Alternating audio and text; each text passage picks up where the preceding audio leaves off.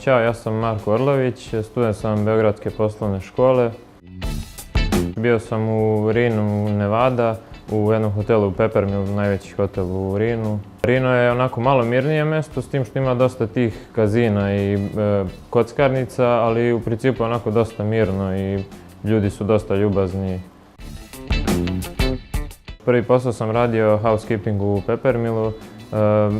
To je jedan od najvećih hotela tu, ima preko 1700 soba, satnica je bila $11 plus tips koji gosti ostavljaju. Poslodavac je bio sasvim korektan prema nama, stalno je izlazio nam u susret, ako čak nekom nije odgovarao posao da promeni posao, sve su bili su dosta ažurni, baš sam zadovoljan što se toga tiče. U proseku je bilo oko $10 do $15 dnevno, nekad i manje.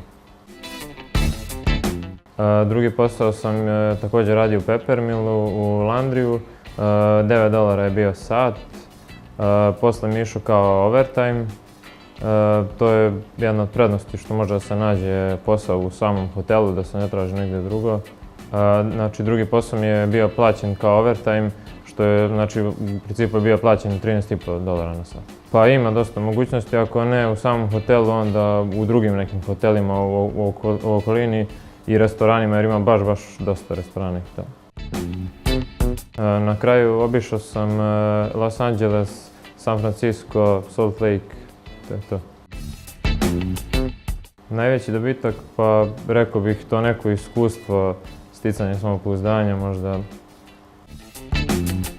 Dopalo mi se to što ta neka ažurnost, komunikacija sa svima, javljanje sve na vreme, neka, kako bih rekao, atmosfera u samoj agenciji. Pa što se tiče tog simulacije intervjua za ambasade, to je dosta pomoglo, čisto da me uvede kako to sve izgleda i fino sam se snašao u samom intervju.